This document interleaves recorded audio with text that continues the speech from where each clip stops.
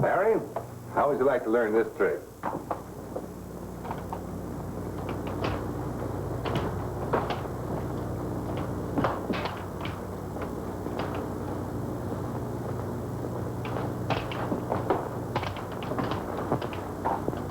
No, thanks.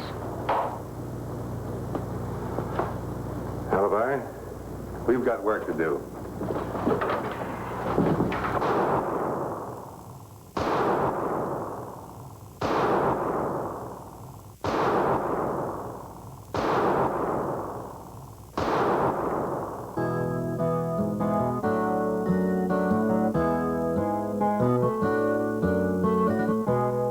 Jim Dunham is a gunspinner, writer, and nightclub entertainer who specializes in the lore of the Old West. The guns of the Old West, of course, are the Colt single-action Army revolvers. They're not the only guns that were made, but they have become famous as the Peacemaker, the Equalizer, the gun that won the West. And because these are real, I checked them thoroughly to make absolutely certain that the guns are not loaded.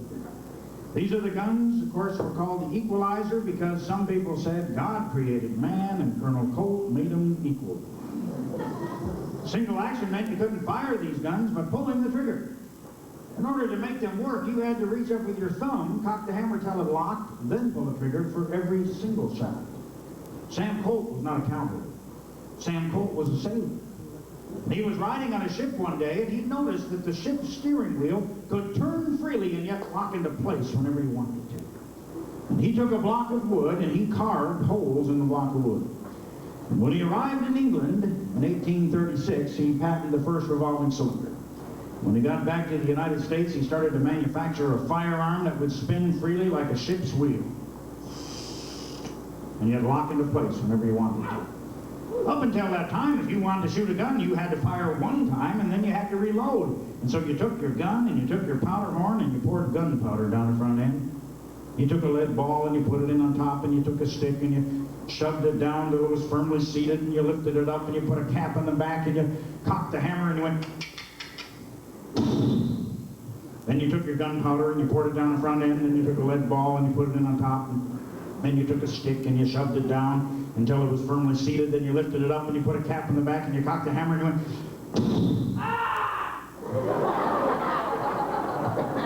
The Indians soon learned to charge in between the bangs rather than during it. Sam Colt changed all that. Of course, in the motion picture business, if a movie star can't draw fast enough, then they hire a stuntman or a second unit person. He will dress in the star's costume. The cameraman will photograph from about the elbows to the knees, go fast, draw, put the gun away, splice that into the film, right where the star is supposed to draw. But many cowboy stars were quite capable with their guns. Roy Rogers used to walk up on bad guys, spinning his gun with a backward spin. And Roy Rogers knew that the bad guy was hiding behind a building. And he knew that because he had read the script. And he'd walk up doing a backward spin, and the bad guy would give up very quickly. Because the bad guy had also read the script and knew he'd been hired to give up very quickly. Roy Rogers took his gun, put it back in the holster with a backward spin. Well, if Roy Rogers used a backward spin, you know, he had to use a forward spin. So by the time the Lone Ranger came along, the backward spin was gone, the forward spin was gone. For years, the Lone Ranger had to run a corner like that. Well, Yul Brynner made a film called Invitation to a Gunfight. Yul Brynner walked up on the bad guy, and the bad guy was waving a playing card in the air that he was quite proud of. Yul Brynner did a trick called the Texas roll. He flipped the gun in the air, fired a hole through the playing card, put the gun away. We call that a Texas roll, and if you wear a white hat, and you have a white horse, you can do that with the left hand like this, the right hand like this. And if you have a script that says you're going to win, you can even do what we call a double Texas roll. But imagine how difficult it is trying to get off an accurate shot when your gun's flipping in the air. In fact, I've never heard of a gunfighter in all of Western history that ever won a gunfight walking up on anybody going like that. Those old-timers were standing behind trees holding their gun like that. But if you had your own television show, you were so happy you did a backward spin. You could do a forward spin. You could even do what we call a butterfly spin. The gun goes underneath and around on top, back around like this and back around like that, back in the holster, and that's called a butterfly spin.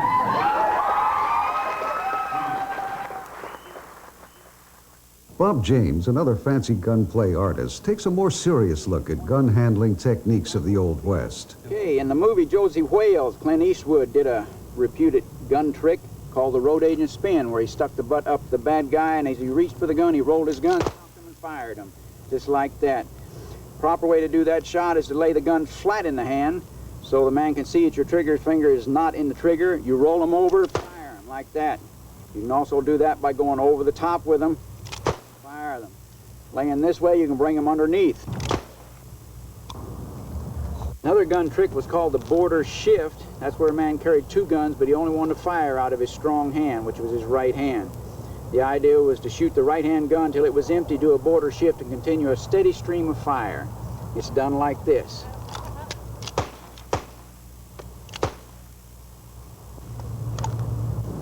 After the Civil War, a lot of gunfighters preferred to carry their gun butt forward.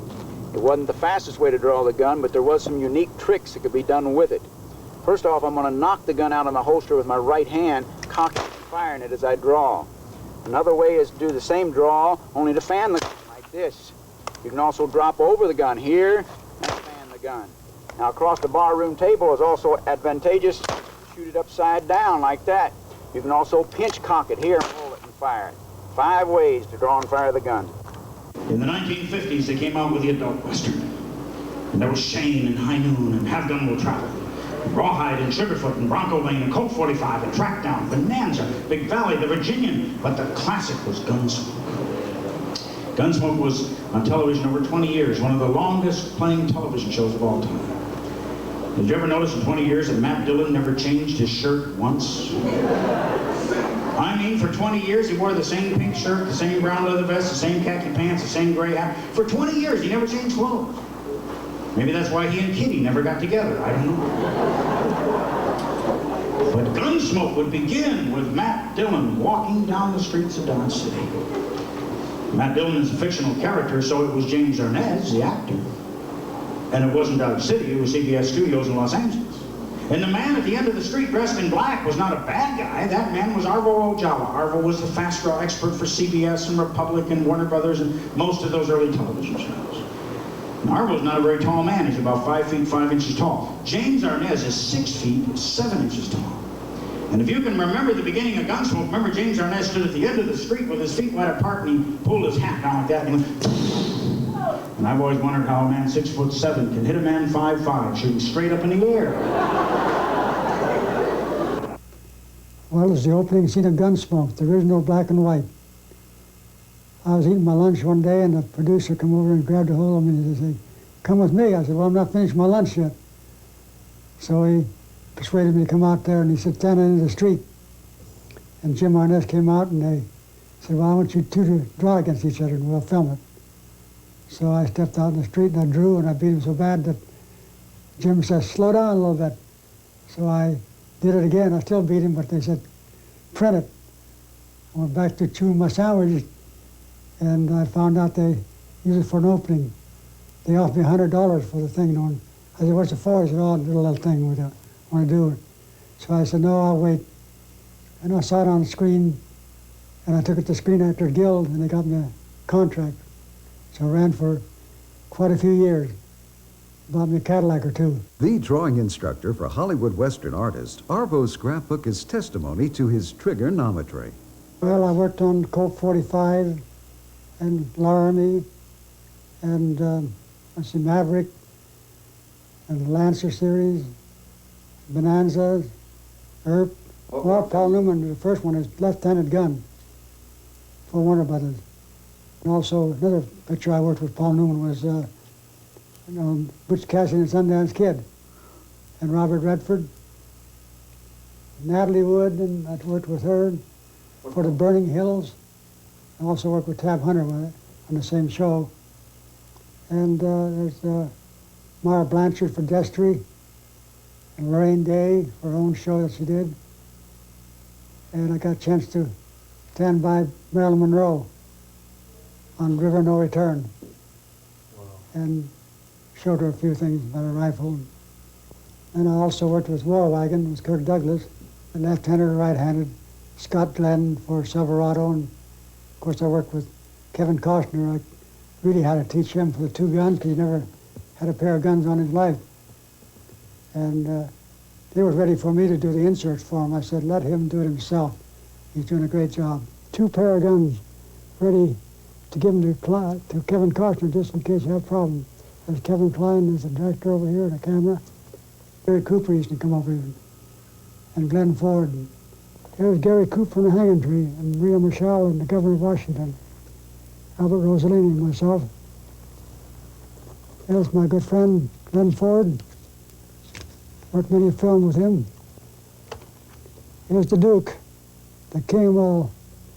Well, I didn't have to teach him anything. He knew everything about the guns. They were Michael Wayne and I's personal friends, and he's a producer of the show. Every time he does a show, he always calls me on the show.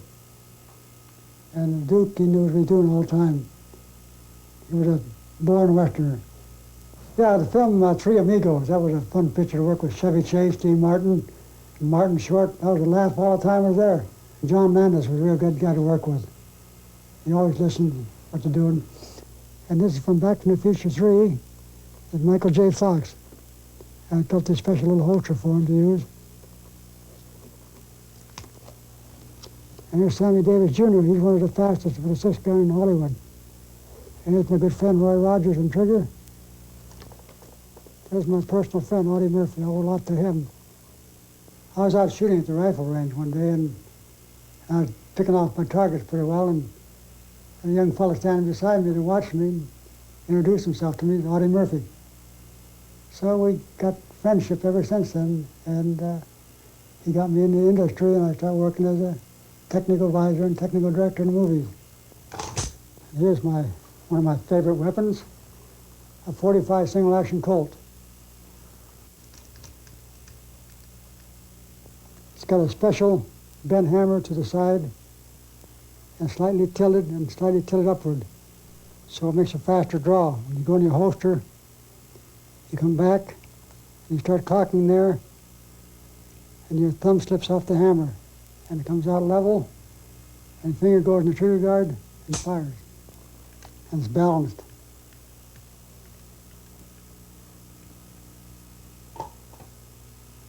And knows where to go home. That was your little fast draw there. His interest in the art of quick draw led Arvo into the modification, design, and manufacture of holsters used by performers and gun fanciers all over the world. Holsters constructed that metal lining, which I got the patent on, to first originate this type of holster. And it's got a free cylinder movement inside.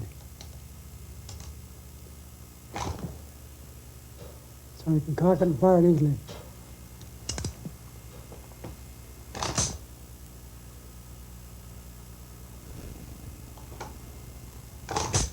That's your 2 shots.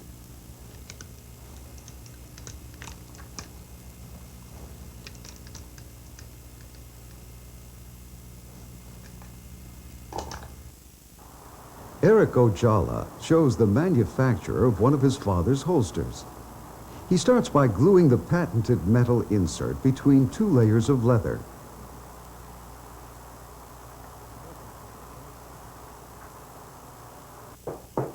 He hammers the glue tight, etches stitch marks for the trim thread, and puts it through the stitcher. Some of the excess is trimmed here, and the rest is done by hand. The edges are burnished smooth, then shaped, and then burnished with wax to make them slick. Glue will reinforce the final stitching, and water makes the leather supple so it takes the official stamp.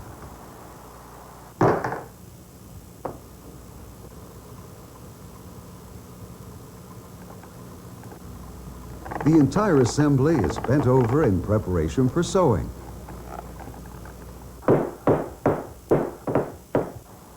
Voila, a completed holster. Phil Spangenberger, editor of Guns and Ammo magazine, is a noted historian of the golden age of the American West. The Westerner of the 1870s and 80s, which is often known as the golden age of the cowboy, dressed and acted a lot different from contemporary cattlemen. Let me show you a few things that made him different. The cattleman or cowboy or drover of that period had three pieces of equipment that distinguished him from his fellow frontiersmen. That's generally a broad-brimmed Stetson, a Colt six-shooter, and tall boots and spurs. The Stetson, or the sombrero, or the conch cover as it's often called, was a wide-brimmed, large-crowned affair that protected him from the sun, the rain, and all the harsh elements of the prairie. Because a cowboy spent almost every waking hour of the day on the back of a horse in the open sun, he needed that protection. This was the air conditioning of that time. Now, of course, the boots and spurs were high-top boots with a wide square front and big silver-roweled spurs. In the 1870s and 80s, cowboys did not wear the steel-lined holsters that were cut away as the modern gunfighters do. They were very soft leather holsters that fit over the belt, and as you can see, there's no lining, very soft leather. Now, of course, they weren't near as fast as today's competition gunfighters. However, when you're playing for keeps, they were certainly plenty deadly. Here's a dramatic clip from a current TV show. Every detail is historically accurate, from the architecture and armaments to the boots and breeches.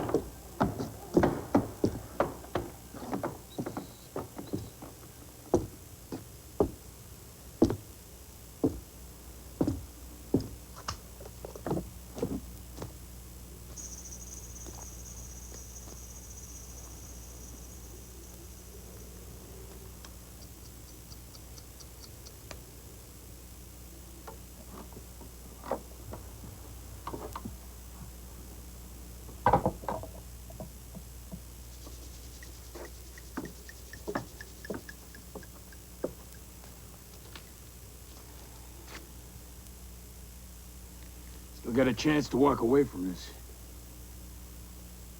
Jail term's better than the casket, ain't it?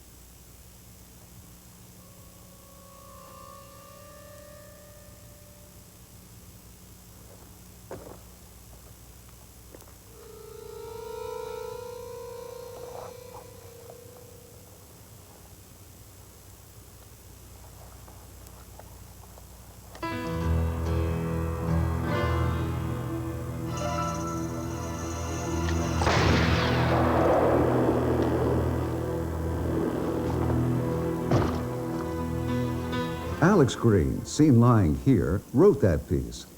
Here's Alex again, in a white hat this time. In fact, the hat was a gift from John Wayne. Working in the picture business as a stuntman, I'm asked to teach actors. The little display I'm going to show you here is just a few of the things that I have to teach actors, because some of them have never, ever used a 45 before. And of course, a 45 is just the single action. Check it out. It's got to be cocked before it's fired. If you squeeze the trigger, absolutely nothing happens. Nothing at all. So each time it has to be cocked, or it can be fanned. And when you fan it, you have to squeeze the trigger and fan. So here's just a couple of moves. First shot would be something like a typical movie shot would be up, draw, and fire. And you have to give the time in that of motion picture work is like that. And of course, draw, cock, fire, and the gunfighter stands. If you do a fast draw, it's like a punch on the picture screen. It's too fast, so that's why we don't teach an actor to do this. It's too fast. However, just do a couple of shots. One shot, boom. Two shots. In fact, thumb buster first. This is called thumb busting. Bust your thumb if you don't do it right. And so 2 shots. I'll fan the second one. So it's 1, 2. Again. We're down a little slower. Bam, bam. Might want 3 shots. Then we get a little fancy. 3 shots. Okay? 5 shots. You don't believe that? Watch very closely.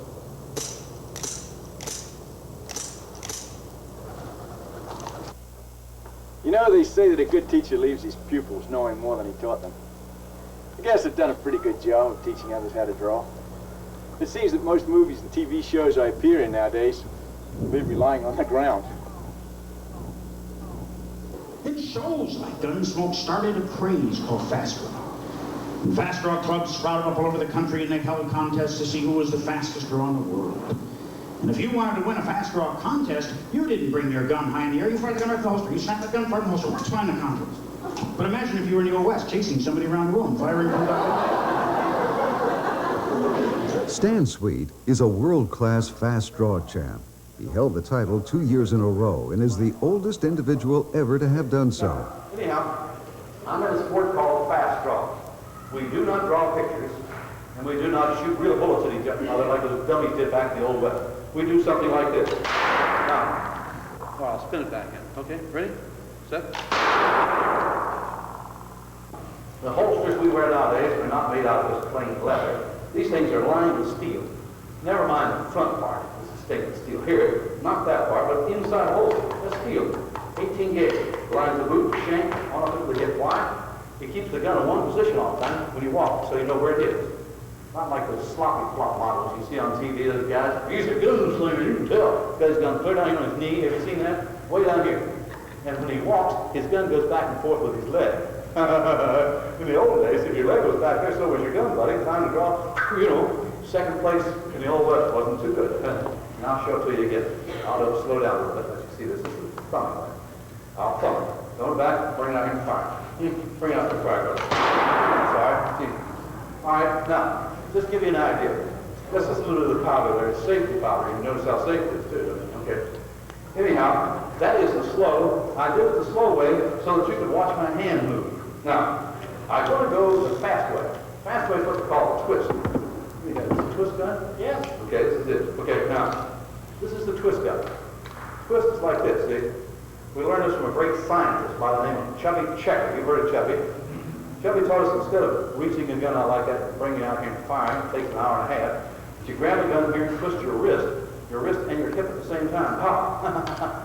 Not very accurate, but fast. Bam, see? Now, you don't draw it out first and then twist. That won't work. You've got to do it all at once. It's coordinated, see? It is so fast, you can actually draw and fire quicker than someone can react and pull the trigger on the gun. You're moving fast. I got it. This is a twist. I'll show you this. But I'll test at the same time. I'll let you hold your hands, see how fast you are. I can outdraw a pop. Then you outdraw your back in your hands. Hold your hands like a seal. Hold them about that far apart. If that's embarrassing, hold them a little closer. I don't care. Watch it. When my hands move, while you clap your hands. See if I don't draw, cock, level, and fire before you get your hands together. See if I don't fire before you get your clap. Okay, ready? Well, don't cheat. I'll tell you when I'm ready. Watch carefully. Do you see that girl back there? She went. Oh, yeah. You missed her hand. You can actually fire one of these old Western fast draw Colts here, like I have here. You can fire one of these things faster for the first few shots than you can a brand new automatic, semi-automatic. Oh, it's not really automatic. Okay, semi-automatic. But you can fire faster than you can that thing for the first few shots. I'll show you. This time I'm going to draw, instead of firing just one, I'm going to fire 2. Okay, is that fair enough deal? 2. This is 2 shots. If seeing is believing, then you won't believe it until you've seen it. Here it is again.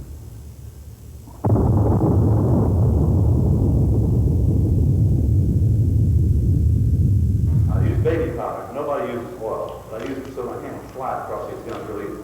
3 in a row, ready? That's 3. It really was 3.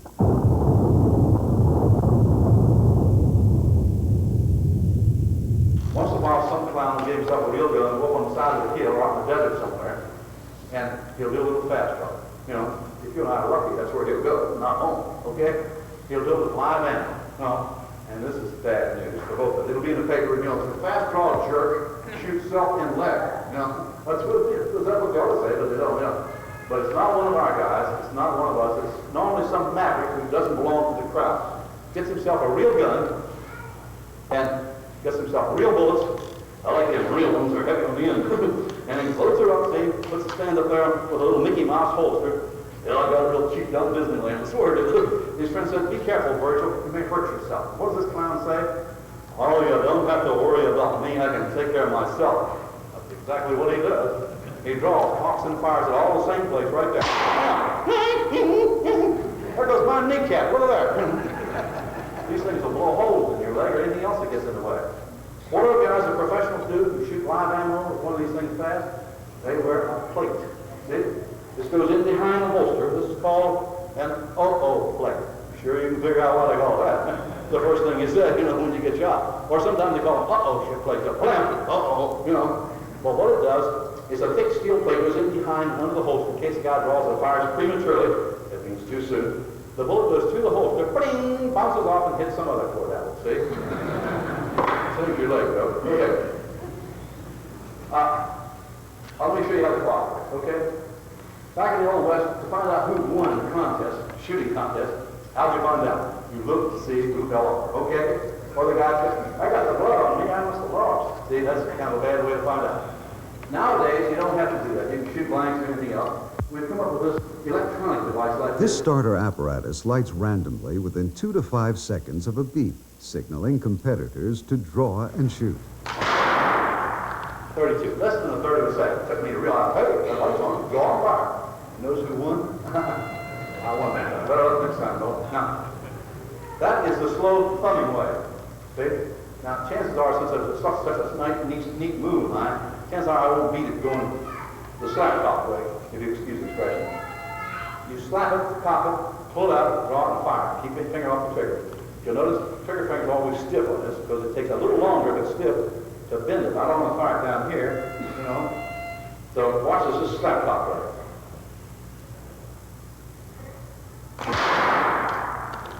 Just a little faster, see? 30 minutes a second. Now, both of those are kind of put to shame when you go to the twist. Twist is not very accurate, like I said before, but up close, gangbusters, this thing is the way to go.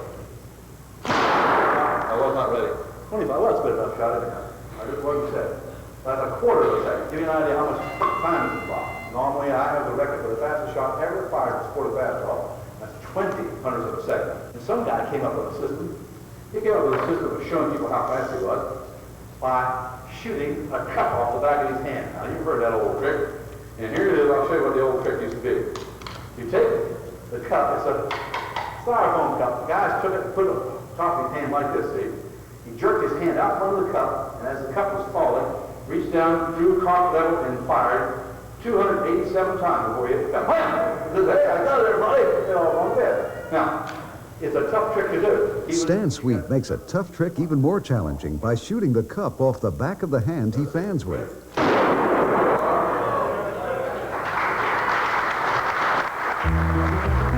The golden age of the Old West didn't last very long, but the vitality of it will endure forever as part of the American legend.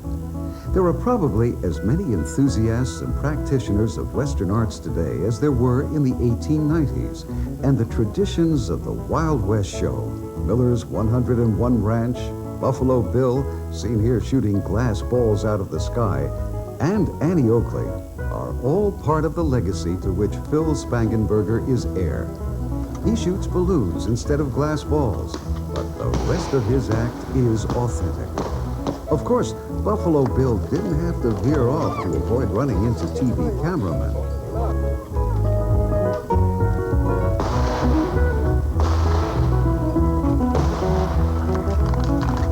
Hello, everyone. I'm Hubbell, Sarasota, Florida, and welcome to the Flying H Ranch. We have a little rehearsal here this morning, the lost art of the American cowboy, trick and fancy sharpshooting. Many, many years ago, the traveling shows had sharpshooters. We're going to kind of turn back the pages of history now, and we're using the Remington rifles and the Harrington-Richardson revolvers. We always open up our performance with a straightaway shot. Straightaway shot, a warm-up shot. The next one, the rifle in a side position, looking down the sight sideways. Sideways. To make it more difficult, the rifle actually upside down. Now the sights are pointed toward the ground. Target on the board, upside down. Upside down. Only the rifle, like a revolver, arm's length. The added weight makes it much more difficult. You have a tendency of weaving to the left and to the right. The rifle, like a revolver. The children always wait patiently for the old 6 guns. They're harder to handle, really. And these are the Harrington-Richardson revolvers. They hold 9 shots, 22 short, live ammunition, the regular warm-up shot. More difficult now, the revolver side position.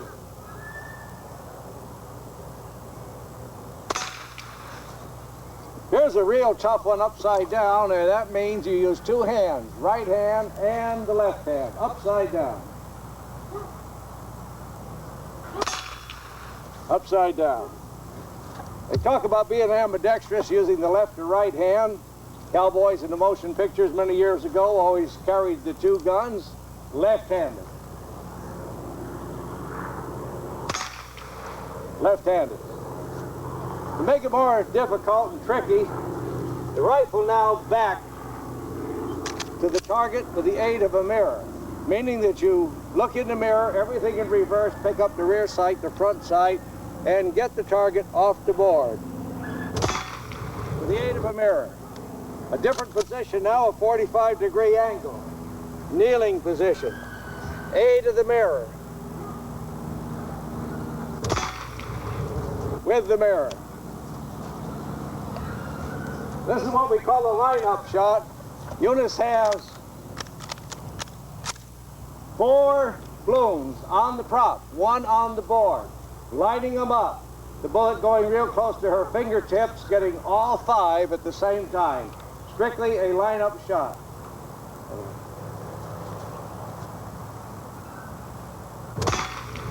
The line-up shot. We have another one now, and this is what we call shooting by memory. Eunice Hubbell, incidentally, is a cowgirl, has been a barrel racer, an accomplished horsewoman, featured at rodeos. Remembering now where the target is, shoot through the disc, get the target on the other side, by memory. The hard way, the revolver.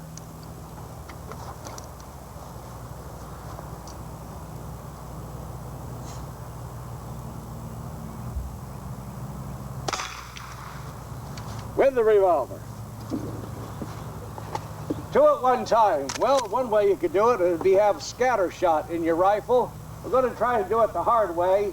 Rifle right-handed, revolver left-handed. 2 at one time, simultaneously, off the board.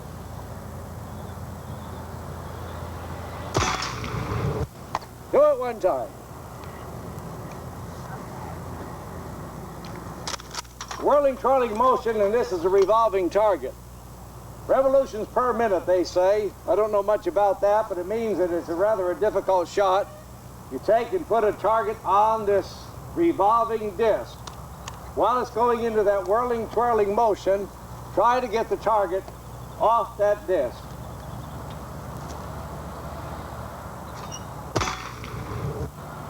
Thank you.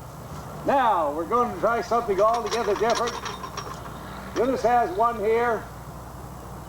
I guess you might call this the dream of all sharpshooters. Many, many years ago, A great sharpshooter in the big sky country of Montana actually hit a sharp-bladed knife. Hit a sharp-bladed knife, split a bullet, and get 2 targets at the same time. Attempted by many and accomplished by very few. All right, the dream of all sharpshooters, splitting a bullet. A straightaway shot.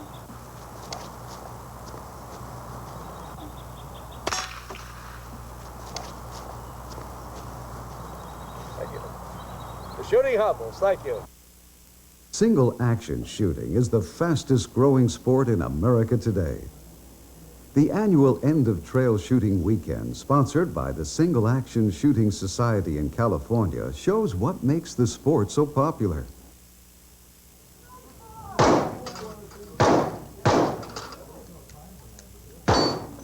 Participants wear authentic garb and shoot firearms appropriate to the period.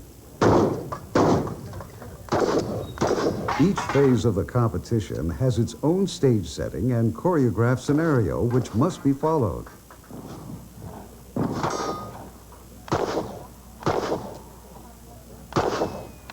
More fun and lots more challenging than Nintendo come to life. Scoring is based on speed and accuracy.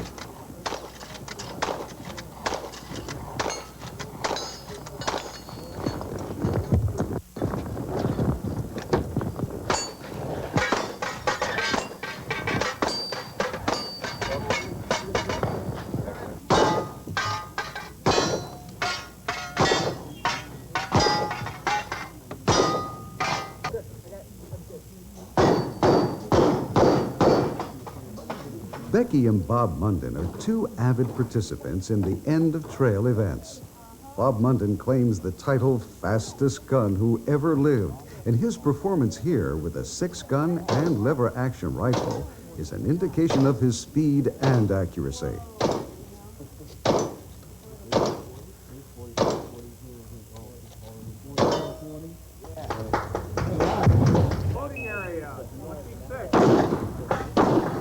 Here, Becky Mundon shoots 2 targets with her shotgun, then dispatches another 5 with her 6-gun. All right, Becky! Well, I like the idea of women in shooting sports. I think it's very important to shooting sports to have women there, and they ought to encourage it and go out of their way to invite women to come out and shoot, because it softens the image of shooting and guns in general. The Mundons are not only quick and precise, but knowledgeable. See, when the .45 Colt single action was first issued in the 1871, it was issued to the U.S. Cavalry, and it was issued in 7.5-inch barrel, as you see it there. That's the way the gun first came out. Then they started cutting the barrels down in 5.5, as you see right there. This is what the cowboy of the Old West used. That was the common gun, the 5.5-inch barrel. But then a fellow by the name of Bat Masterson came along, who was a gun hand, well known at that. He was the first man to order a 4 3/4-inch .45 caliber single action.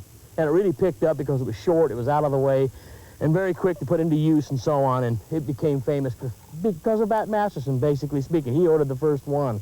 We're going to take this card now, we're going to put it, so the sight picture that you're going to see looking at the camera, I'll be shooting at this angle, and I'll be shooting for this line. Of course, I back up there 30 feet, and of course, we're shooting at this target right here. That's our target, not much.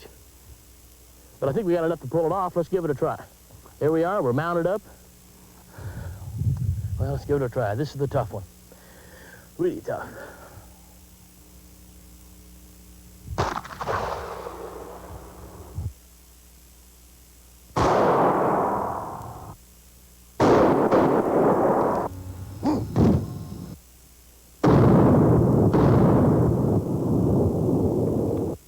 This is a Colt single action, and this gun is designed to hold 6 shots. It's got 6 empty chambers in it. But you know what? We have a rule. Here's 1, here's 2, here's 3, 4, and 5. And I leave the other chamber empty, and the hammer is down on the empty chamber. This is the safest way to carry a single action revolver, for if the gun is loaded 6 up, all 6 chambers loaded, if you should drop the gun and hits the hammer, it is possible for the gun to fire. A lot of accidents occurred because of that particular thing. But don't say nobody told you. Don't load that 6th chamber. Keep it empty and let the hammer down on the empty chamber. It's an ounce of prevention. little bit of safety. It's been around since the Colt was begun, it was built, and that's been the cardinal rule. Keep it in mind. The empty chamber. Keep the hammer on the empty chamber. First thing I do is check the gun's empty. Always. Gunplay can be very dangerous, and even the experts are extremely careful. An estimated 8,000 people in America unintentionally shoot themselves each year. Please always check that a gun is empty and don't attempt any gunplay without exercising safety precautions. Loaded, because when you're dealing with a firearm, you should never, under any conditions, assume a gun is unloaded. And you never trust anybody. You want to make sure you know the gun's empty. See the empty hole? Let's count the holes together. There's 1, 2, 3, 4, 5, 6, 7, 8, 9, 10, 11, 12. Well, but sometimes Hollywood 6-shooters shoot 20 or 30 times. Like many single-action gun enthusiasts, Larry Capasso is a historian of the Old West, as well as being in the Guinness Book of World Records for his speed and accuracy with live ammo using an unmodified gun and holster. And what I'm going to tell you today is about the Old West, how it was done. And some people today don't believe that there was a fast draw in the Old West, but there was. Certain guys did it, some guys didn't. Bat Masterson and Wyatt Earp and guys like that fought the battle at the OK Corral, they weren't fast with a gun. Doc Holliday, though, they say he practiced a lot with a handgun at the fast draw. They used to hear him in the hotel where he stayed, late at night drawing, practicing drawing. But there were guys that were real gun handlers that came around the Old West, and these guys like Bat Masterson and White Earp, they knew these guys were coming to town, they would head out of town because they couldn't face these guys. These guys were really fast. Some of the old historians to this day haven't found some of the old holsters that belong to these guys because leather just rotted away. But the old guys, the old gunslingers did have a tie-down holster. This is an exact type gun that was used by all the gunslingers, which is a 4 3/4 inch barrel. It's a Colt 45. There's no modifications on the gun, which they never use any modifications on their guns. And fanning was, they never fanned a gun. Matter of fact, Colt in them days when they sent out a gun, there was a thing not to push the hammer back by fanning the gun, because if you were having a gunfight and you fanned your gun back and you broke that hammer, you were licked. These guys are going to kill you. Colt 45 was a real good weapon, and it was a sturdy weapon. Most of the cowboys had 2, 3, 4, even 5 of them. Gunslingers had the same. They would keep these guns in good shape. They practiced a lot. They would fire these guns a lot. They all had little screwdrivers or little knives that they had filed down to keep these guns tight, and they tightened them up. Every day after they fired, these guns were tightened up. Putting theory into practice, Larry demonstrates what got him into the Book of World Records, a fast draw as it was done in the Old West.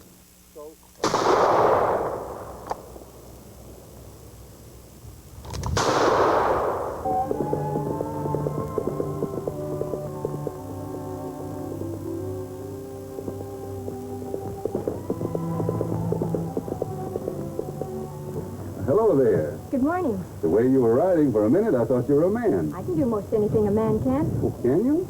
Well, let's see you do this.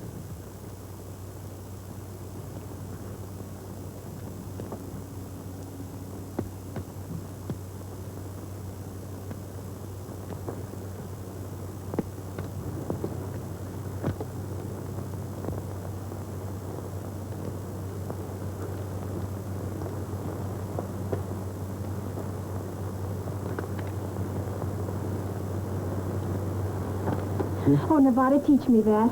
Next time we come through. That'll give us a good reason for coming back. She might have looked like Bonnie West after a few lessons.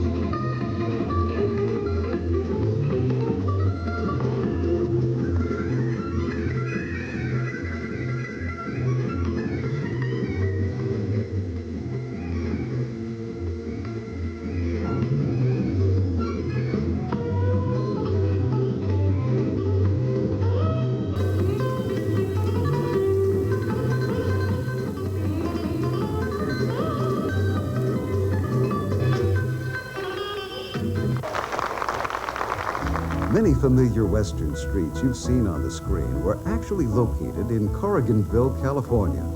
Stuntmen Monte Laird and Rick Silva were there in its heyday, and Mark Allen asked them about it.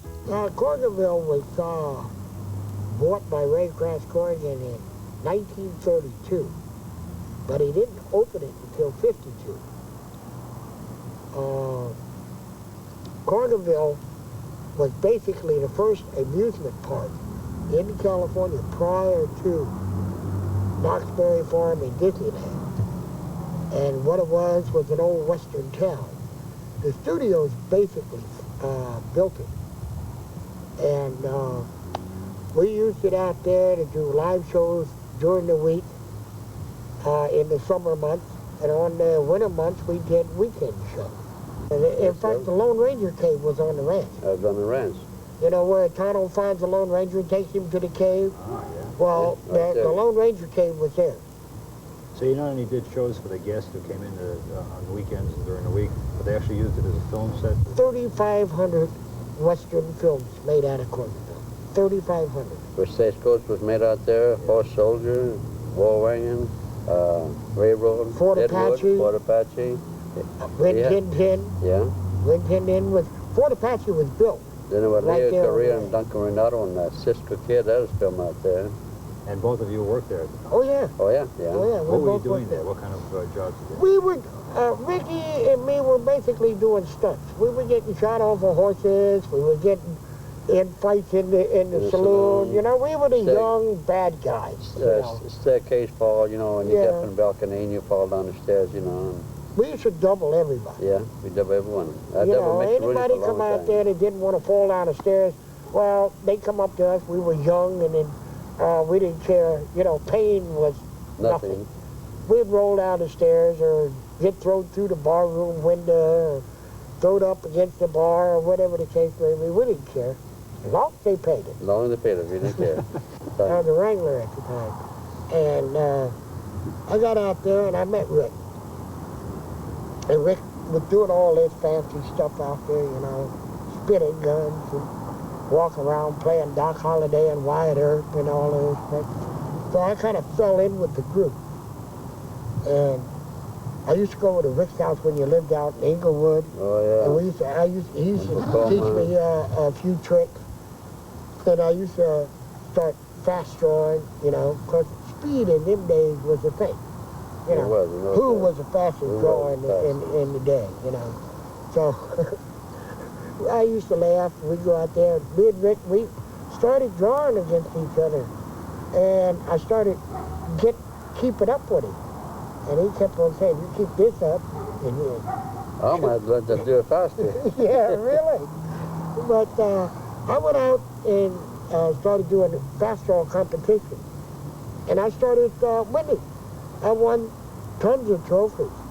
I started learning how to spin cap guns with Gene Archery when his cap guns came out. I started learning how to spin them, then I got older and I got me, I think it was a pair of 38s. Well, that wasn't so hard. Then I went to 45s, and that's where I learned how to spin guns. Because I'm getting a little older now, the speed is starting to subside a little bit, you know. How old are you? I'm 60. 69. 69? Mm-hmm. Yeah. Well, I've watched you work, and I hope when I'm 69 I can do the same thing as smooth as you do it. Just keep practicing, you can do it. So the particularly American art of gun spinning lives on in the agile hands of Gordie Peer. Play around for a minute. Play a few little things with the thing. I didn't mean to frighten the cameraman. So, of course, I always tell everybody that all guns are always loaded and should be handled as such because they are apt to go off any time. That one almost didn't make it when you're looking into the sun. And youngsters such as Austin Anderson contribute to our Western posterity.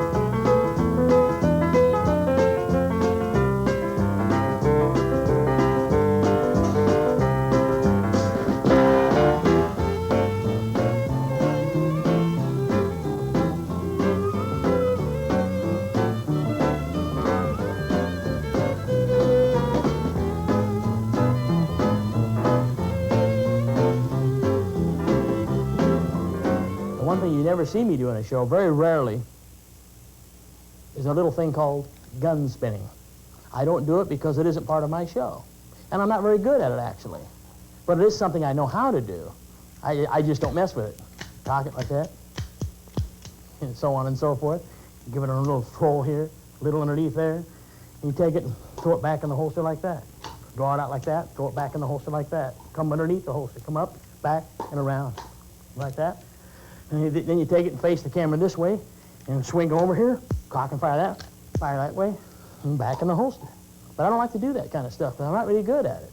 But it's something I do know how to do. You ever take a gun like this and take it and hold the gun in your hand this way and rotate it and cock it that way? It looks simple, doesn't it? Try that sometime. You think that's difficult? Put the gun back in your hand and cock it like that. It looks difficult. It is.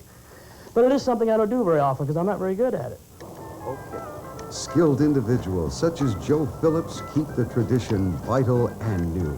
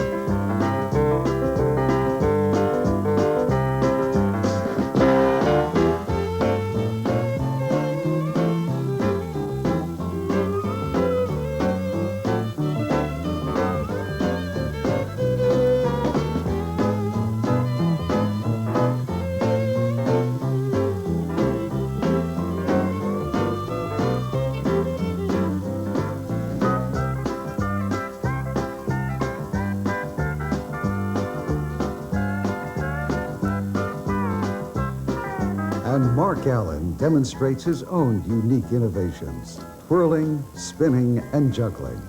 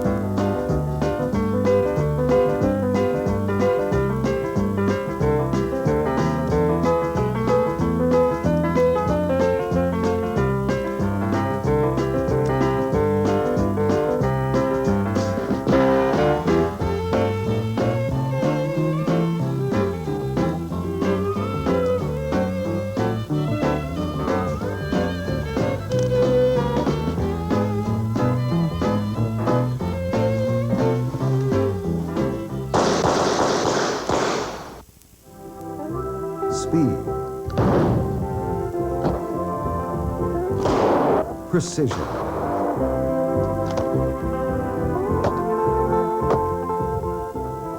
dexterity,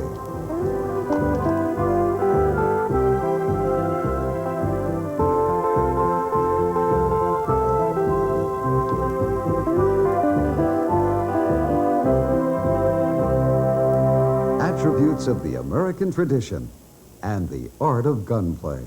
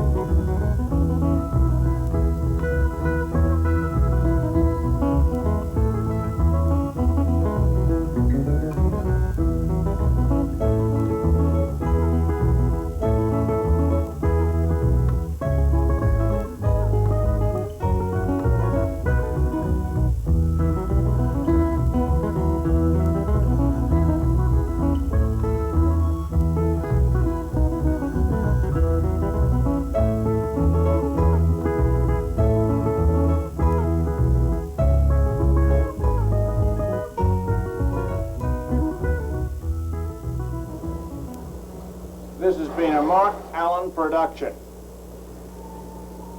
Who's Mark Allen?